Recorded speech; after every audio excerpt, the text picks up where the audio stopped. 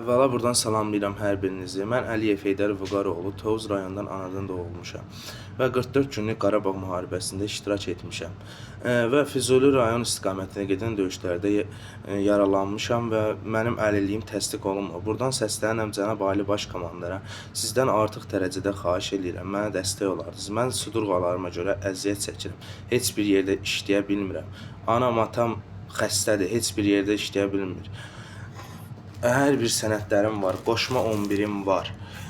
Xəstəlik haqqında araşdırım, hər bir şeyim var. Gəncə psixiatriyasında yatmağım var. Məştaqa psixiatriyasında yatmağım var. Fuad İsmayılovun rəyi var. Gəncə psixiatriyasının rəyi var. Yatışlarım çoxdur. Buradan səslənirəm cənab Ali Baş Komandara. Sizdən artıq dərəcə xahiş edirəm. Mənim bu işimlə maraqlanılsın və mənim əlilliyim təsdiq olunsun. Mən bu xəstəliklərimə görə əziyyət çəkirəm. Heç bir yerdə işləyə bilmirəm. Mən hansı işə gedirəm, xəstəlik sudurğalarıma görə əziyyət çəkirəm. Sudurğa tutur, hansı bir işə gedirəm, məni oradan çıxardırlar. Yəni sizdən artıq dərəcədə xahiş edirəm cənab Ali Baş Komandar. Mənim səsimə səs verin və mənə dəstək olun. Azad edilmiş torpaqlara bayrağımızı sancan bizim qəhrəman əskər zabitlərimiz olub.